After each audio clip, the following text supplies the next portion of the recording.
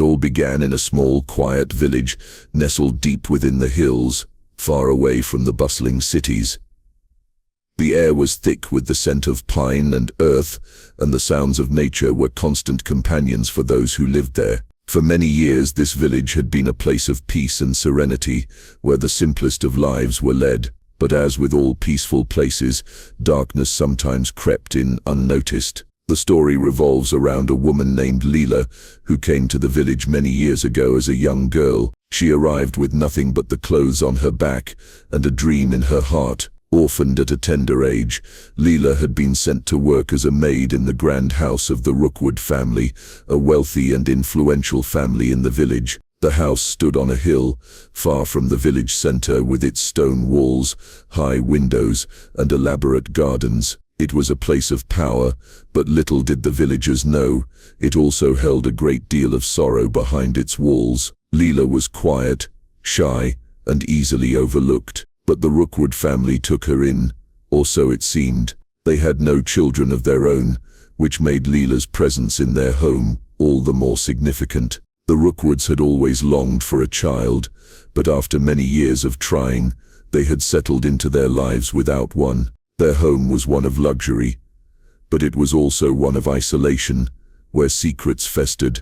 The head of the house, Lord Rookwood, was a man of power and influence. He was known throughout the village as a respected figure, but his temper was known to be as sharp as the blade of a sword. His wife, Lady Rookwood, was known for her beauty and grace, but her kindness was often overshadowed by her obsession with maintaining the perfect image of a noble family. Both of them were ruthless when it came to their status and wealth, and Leela quickly learned that in their world, appearances mattered more than anything else. Over time, Leela's life within the Rookwood household became more and more strained. She was given little freedom, and often found herself working long hours, tending to the needs of the family, cleaning their chambers, and preparing their meals. The couple never showed her affection, only demanding more from her. Yet, Leela never complained. She had no family to return to, and no choice but to stay. But what the Rookwoods didn't know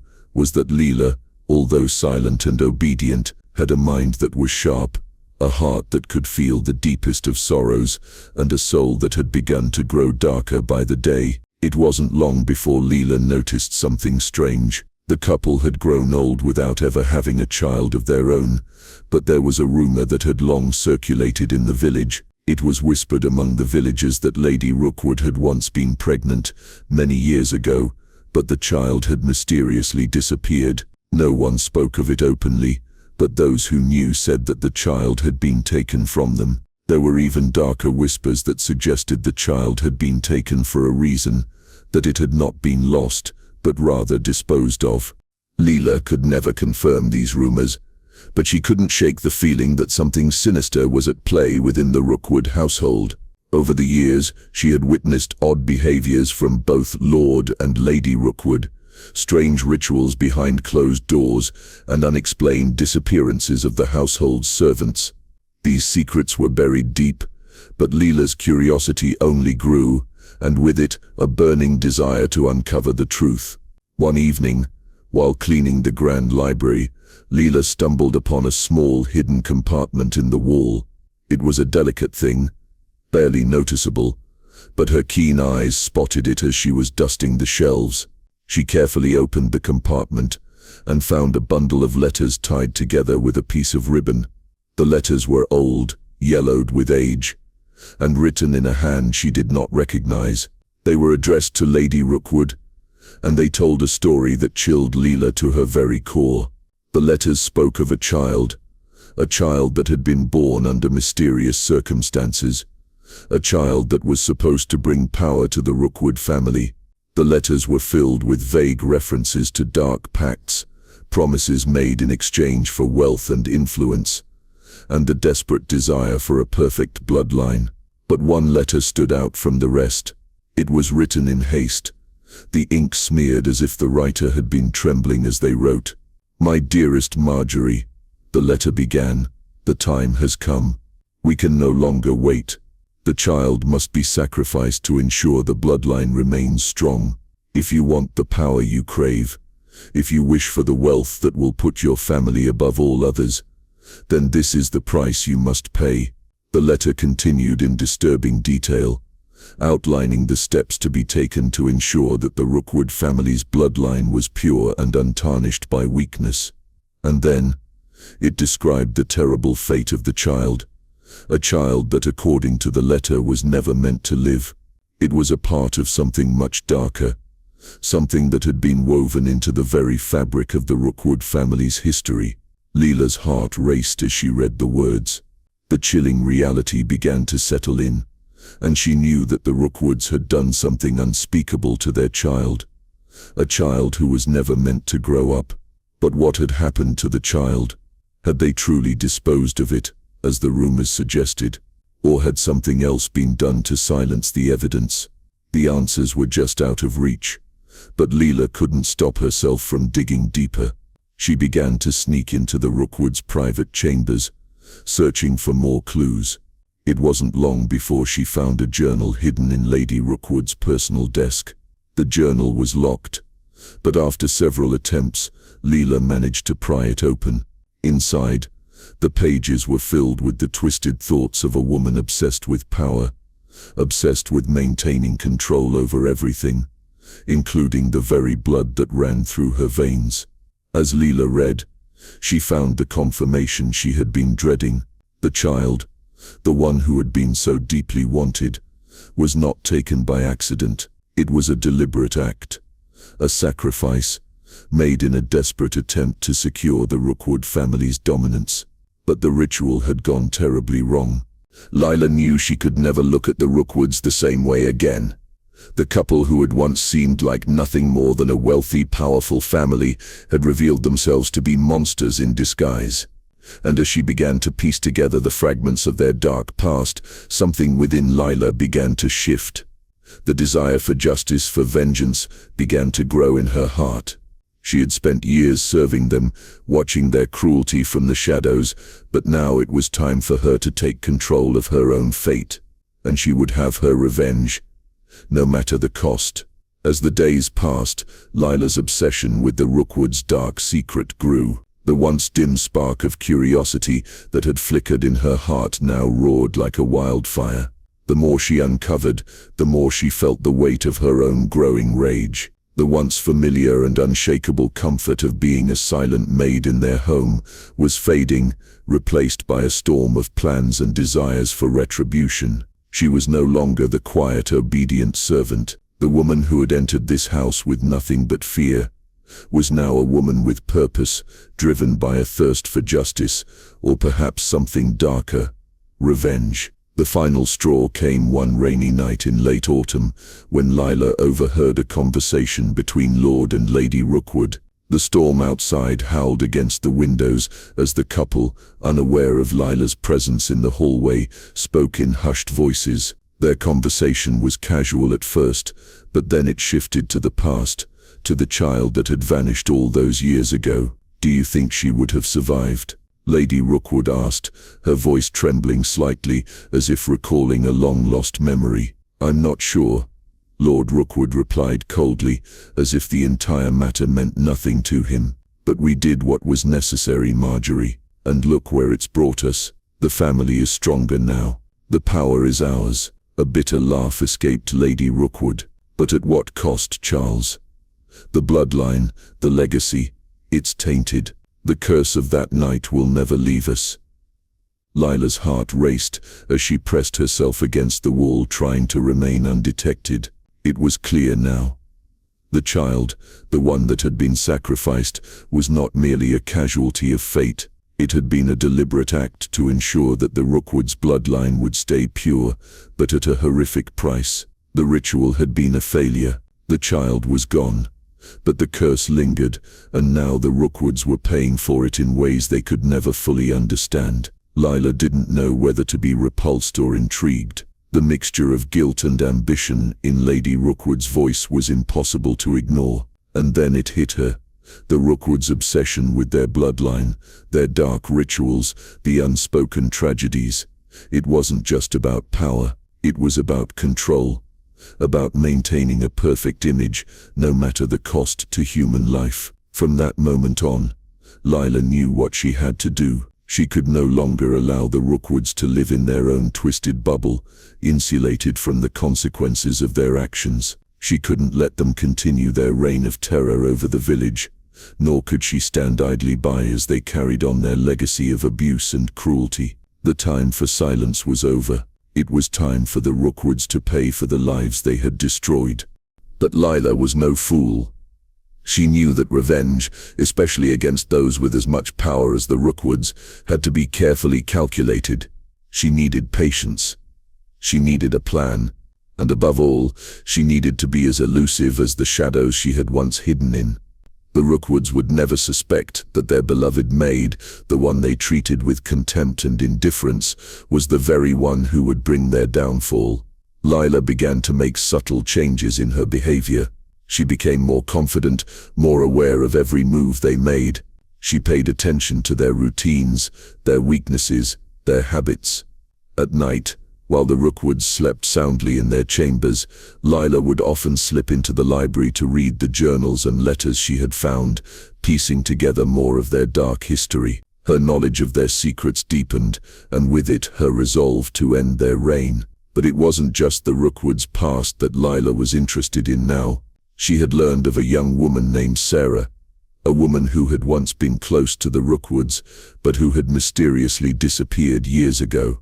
According to the documents Lila had uncovered, Sarah had been a member of the household, a daughter of a local family who had worked for the Rookwoods. She had been close to Lady Rookwood, but had vanished without a trace after a falling out. Sarah, it seemed, had known too much about the Rookwoods' secrets. In fact, she had even begun to question the true nature of the family's wealth and power. Had Sarah been an innocent bystander caught in the family's twisted web? Or had she been an unwitting accomplice to their darkest deeds? It wasn't long before Lila discovered something even more shocking. Sarah, it seemed, had given birth to a child before her disappearance. A child whose name was not recorded, whose whereabouts were a mystery.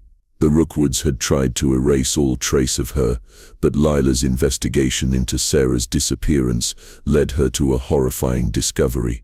Sarah's child had been kept in the same house as Lila, under the very noses of the Rookwoods, and that child was none other than their own daughter.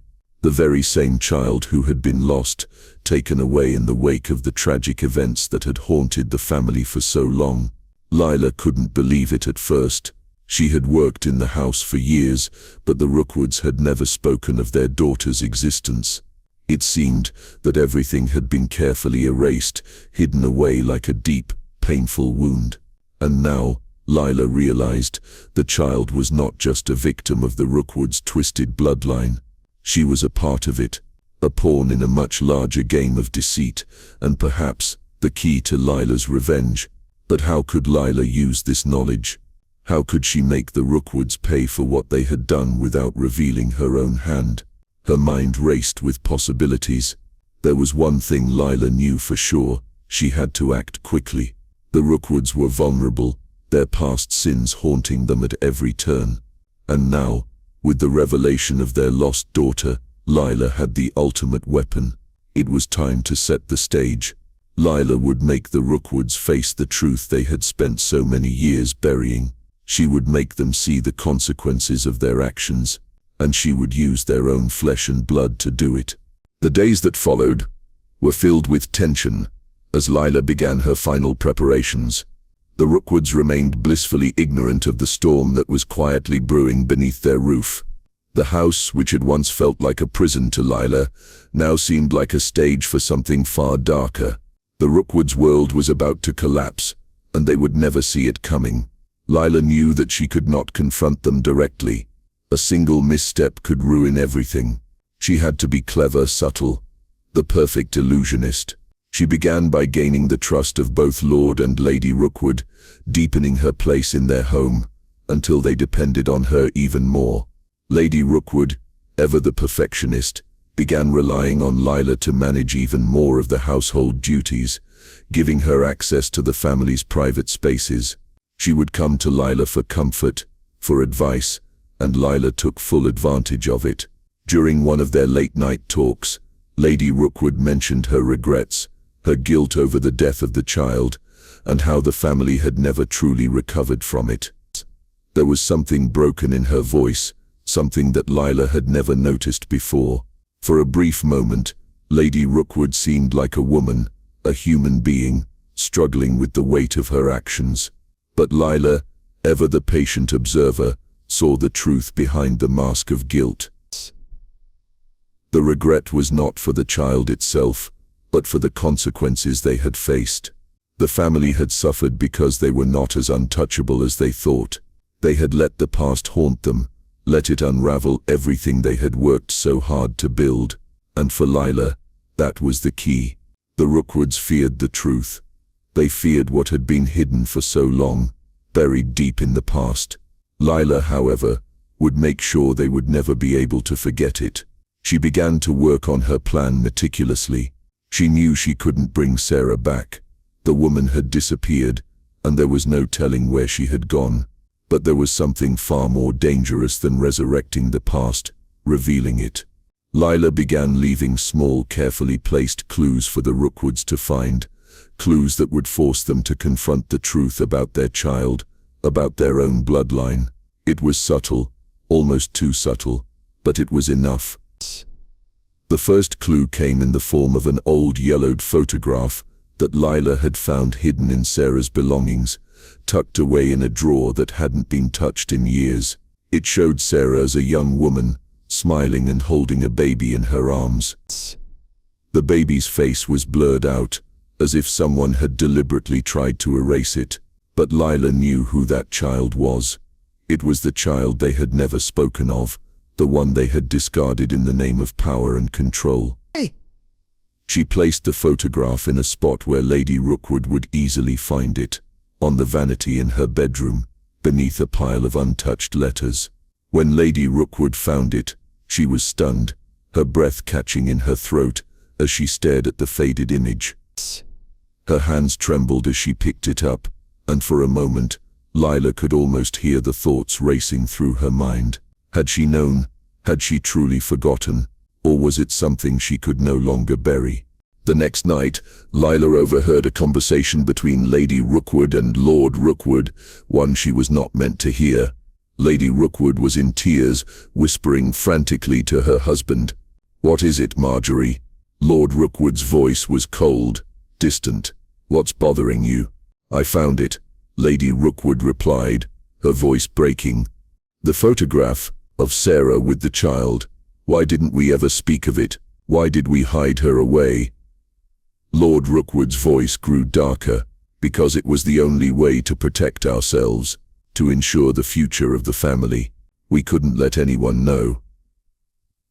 "But Charles," Lady Rookwood whispered, "the child. It was our daughter, wasn't it? Our own flesh and blood. We killed her to keep our secrets." There was a long silence. Lila could feel the tension in the air, the guilt creeping into the room like a dark cloud. But just as quickly Lord Rookwood spoke again, his tone changing. "We did what we had to do, Marjorie. It's over. We can't change the past. The family will survive." Lila's stomach twisted at the coldness in his voice. To them it was all just a means to an end. The child, the bloodline, none of it mattered, except the family's position, their wealth, their power. The lives they ruined meant nothing in the face of their own ambition, but to Lila it meant everything. The final part of her plan was the most dangerous and the most poetic. She had learned everything she needed to know about the Rookwoods, about their twisted obsession with their bloodline, and about the role their daughter had played in it. The Rookwoods thought they could bury the past, but Lila would make sure they never forgot it. She had a plan to bring them face to face with the consequences of their choices, and this time, there would be no hiding, no running. Lila's revenge would not be a quick death or a momentary blow. It would be slow, like the poison that seeped into the bloodline over the years. It would be painful. It would be poetic. And when the Rookwoods finally understood what they had done, they would realize too late that the horror they had created was not just in their past, it was in the very fabric of their future. The day of reckoning had arrived. The Rookwoods, unaware of the storm that had been gathering around them, continued their lives as if nothing had changed. But the cracks in their carefully constructed world were widening, and Lila could see it all. Every word, every glance exchanged between Lord and Lady Rookwood told her that the guilt was starting to eat at them. The past they thought they had buried was clawing its way back to the surface, and Lila had one final piece to play. It started with a note, a single cryptic message that would send everything into chaos.